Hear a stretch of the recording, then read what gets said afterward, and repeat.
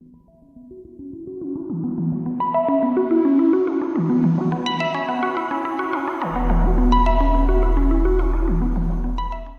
চলচ্চিত্রে, দুজনই অভিনেতা, দুজনই কাহিনীকার, একজন কায়েস চৌধুরী, একজন শামীম চিশতি। শামীম চিশতি পুলিশ অফিসারের ক্যারেক্টার করছিল এবং আমি একটি নেগেটিভ চরিত্র অভিনয় করছি এখানে, একজন এমপির চরিত্রে। সো সেখানে শামীম চিশতি এত প্রাণবন্ত অ্যাক্টিং করলো, সেটি আমি দেখেছিলাম। তারপরে তার সঙ্গে আমার জার্নিটা হয় এবং আমরা একসঙ্গে রাতে ঢাকায় ফিরি।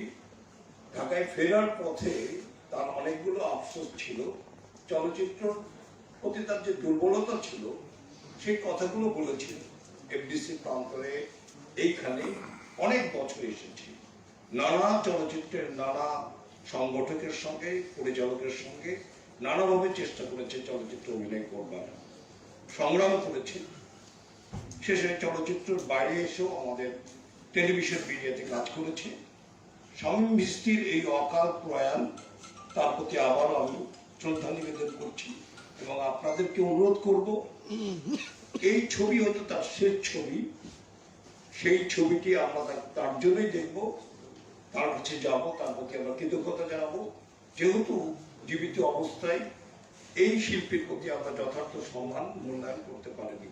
এটা আমাদের একটা হয়তোবা এক ধরনের বাস্তবতা আছে, জীবিত অবস্থায় আমরা মানুষকে মূল্যায়ন করবার যোগ্যতা রাখি না ক্ষেত্র বিশেষ।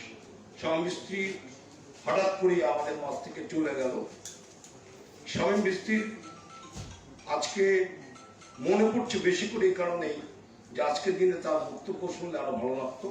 পরিশেষে যে কথাটি বলবো, চলচ্চিত্র যেহেতু আপনারা দেখা শুরু করেছেন, বিরত আবারও বলেছি মফস্বলের গল্প, অবিহিত জনপদের গল্প এবং একটা নারীর নানা ঘটনার প্রেক্ষাপটের গল্প। আপনাদের গল্পটি ভালো লাগবে।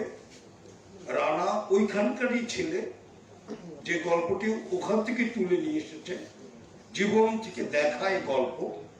সেই গল্পের পড়তে পড়তে জীবনের কথা আছে, আমাদের বক্তব্য আছে, জীবনের ঘনিষ্ঠতা আছে। রানা যথার্থভাবে সেটা প্রয়োগ করেছে বলে আমার বিশ্বাস। বীরত্বের মতোই চলচ্চিত্র জগৎকে ঝাঁকিয়ে দিক, আত্মবিশ্বাস ফিরিয়ে দিক, চলচ্চিত্র আবার জেগে উঠুক, সিনেমার জয় হোক, জয় হোক আপনাদের সবাইকে। ধন্যবাদ। ধন্যবাদ কচি ভাই, আসলে যে জায়গাটা আপনি ছুঁয়ে গেছেন, কৃতজ্ঞতা। আমরা নিশ্চয়ই তাদেরকেও শ্রদ্ধা করে স্মরণ করতে চাইছি এবং যারা আছেন সকলের প্রতি আমাদের সেই ভালোবাসা বা সেই জায়গাটা আছে। আমরা শুরু করেছিলাম অনুষ্ঠান আজকে আমাদের মুকুটহীন নবাব আনোয়ার হোসেন, তাকে স্মরণ করে। তেমনি এই মাস সেপ্টেম্বর মাস বাংলা চলচ্চিত্র এবং সোহান ভাই এখানে আছেন, যে নামটা চলে আসে, এখন যাকে ডাকবো তাকে নামে সবাই চিনি, কিন্তু সেই নামটা চোখ বুলাতে গিয়ে আরেকটা নাম চলে আসলো, তাকেও একটু স্মরণ করতে চাই। আমাদের সবার প্রিয় অমর নায়ক সালমান শাহ, যার একটি নাম ছিল ইমন এবং আমাদের বীরত্ব চলচ্চিত্রের প্রধান ভূমিকায় অভিনয় করছেন চিত্রনায়ক ইমন। ইমন ভাই, আপনাকে একটি করতালি দিয়ে এই চলচ্চিত্র নিয়ে কথা শুনতে চাই, প্লিজ বলুন।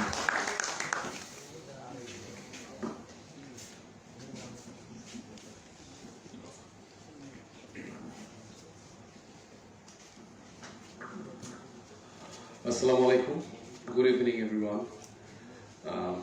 চলচ্চিত্র আসলে এটা একটা বিশাল মাধ্যম। এর প্রমাণ আসলে এই বৃষ্টির সময়ও এত ক্যামেরার সামনে এত সাংবাদিক ভাই বোনরা আজকে উপস্থিত হয়েছেন। আপনাদের সবার জন্য সবাই মিলে একটা হাততালি দিতে চাই। আসলে আপনারাই পারেন একটা ছবিকে সর্বোচ্চ লেভেলে পৌঁছে দিতে। আমাদের কাজ হচ্ছে শুধু অভিনয় করা, প্রডিউসার কাজ হচ্ছে ইনভেস্ট করা, ডিরেক্টর মেকিং করবেন। বাট একজন সাংবাদিক একটা ছবিকে সর্বোচ্চ লেভেলে পৌঁছে দেয় উদাহরণ আমরা রিসেন্টলি দেখেছি, পরাণ এবং হাওয়া। দুটো ছবি কিন্তু মানুষের মন জয় করেছে। একজন দেখেছে, দেখে আরেকজনকে বলেছে, এভাবেই ছড়িয়ে গেছে একটা ভালো ছবি আর কি। তো আমি প্রথমেই কৃতজ্ঞতা জানাচ্ছি এই ছবিতে আমাকে যিনি সুযোগ করে দিয়েছিলেন, রঞ্জন দা এই ছবির প্রডিউসার, এবং রানা ভাই এই ছবির ডিরেক্টর। আমার মনে আছে তখন করোনা প্রায় মানে প্রথম ঢেউটা শেষ হয়েছে আর কি। তো ঘরে বসে থাকতে থাকতে বোর হয়ে যাচ্ছিলাম, আবার কখনো ক্যামেরার সামনে দাঁড়াতে পারবো কিনা সেটা নিয়েও সন্ধিহান ছিলাম। সারাক্ষণ ফোনে আলাপ, কলিগদের সাথে এভাবেই চলছিল। তারপর যখন একটু ঢেউটা কমলো, তারপর আশেপাশের অনেক মানুষ মারা গেছে, সেটার একটা শোক ছিল, ভয় লাগছিল, বারান্দা যেতেও ভয় পেতাম।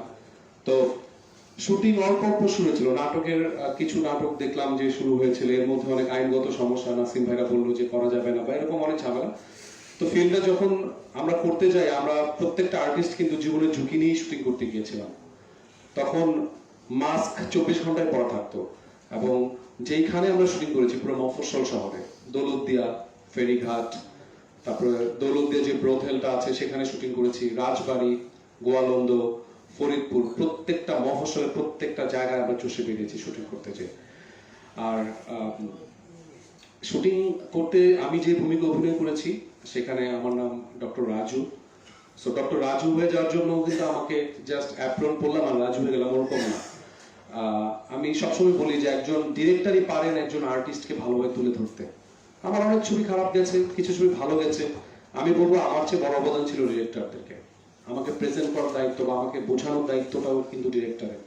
তো আমি, রানা ভাই প্রথম ডিরেক্টর হলেও উনি আমার চুলটাকে একদম ছোট করে ফেলতে বলেছেন, বারবার আর্গুমেন্টে গিয়েছেন, গেট আপটা এটা সেটা, মানে এটা এভাবেই আসলে ছবি করার নিয়ম আসলে আমার মনে হয়।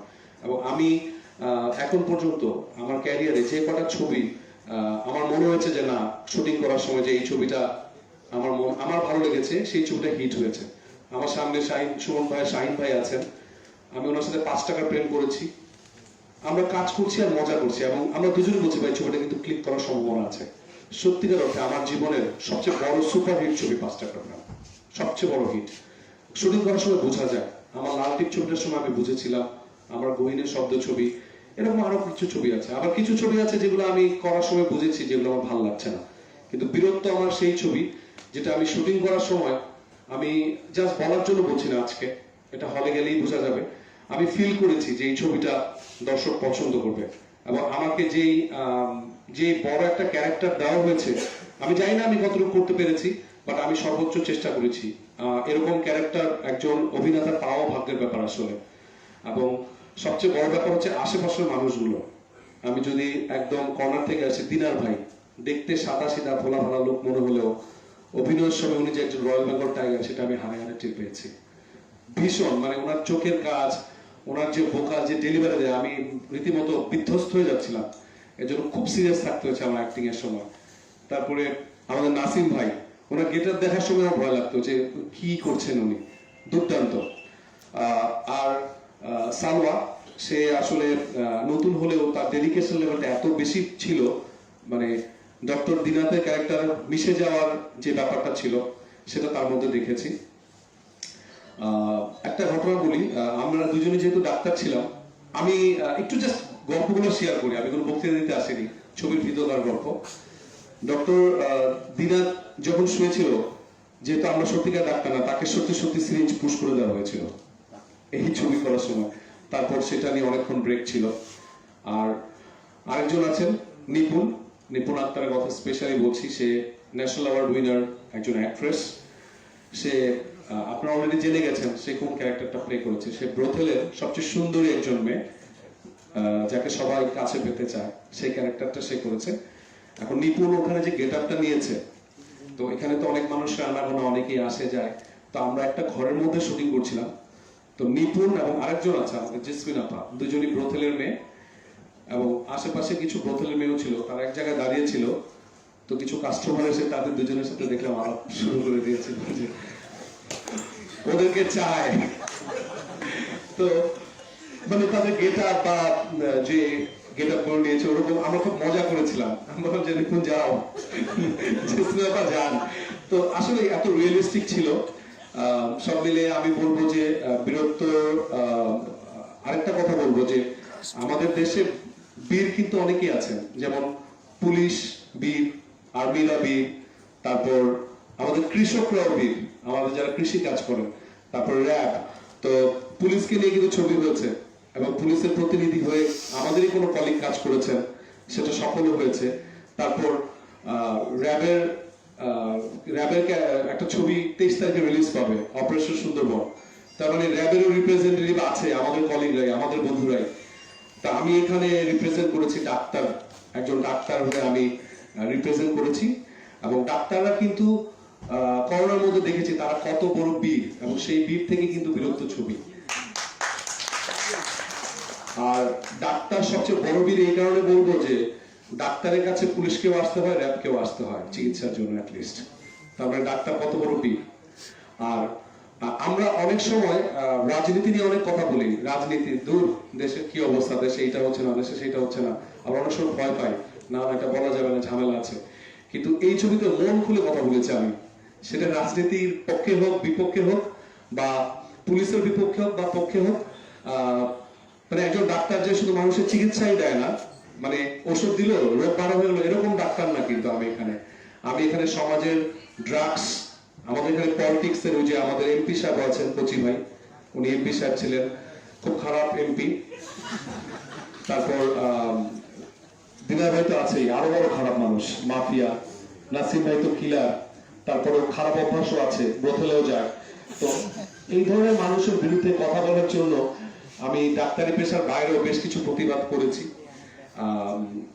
এই ছবিটা আমি বলবো যে আমার এখন পর্যন্ত আমি যে কটা ছবি করেছি সত্যি ওয়ান অফ দ্য ফাইনেস্ট ছবি হতে পারে। কারণ ছবিটাতে আমি একদম প্রথম থেকে শেষ পর্যন্ত ছিলাম, ভীষণ পরিশ্রম করেছি, অনেক পরিশ্রম করেছি। অনেক হলে চলবে, অনেক হলে অথবা চলবে না। অনেক হল মালিকরা সে আগের সেই ছবি নিয়েই বসে আছেন, আগেরটা খারাপ গেছে, এটা ভালো যাবে কিনা। তবে বলবো যে আল্লাহর যদি রহমত থাকে, সেই হল মালিক যেন দ্বিতীয় সপ্তাহে সে ছবিটা আরো নিতে চায়। সবাই দোয়া করবেন, স্পেশালি দোয়া করবেন যারা এখানে আছেন, তারা আমাকে একটু সাপোর্ট দিবেন। ফিল্মকে ভীষণ ভালোবাসে, এই জন্য নাটকে রেগুলার কাজ করিনি, শেষ বিন্দু দিয়ে ফিল্মেই থাকতে চাই। আপনাদের সাপোর্ট আমার খুব দরকার এই মুহূর্তে। আগামী শুক্রবার আপনারা আমাকে প্লিজ সাপোর্ট করবেন, বীরত্ব ছবির পাশে থাকবেন, বীরত্বটা যেন সত্যিকারের একটা বীরত্ব হয়ে দাঁড়ায়। ধন্যবাদ সবাইকে, আসসালামু আলাইকুম।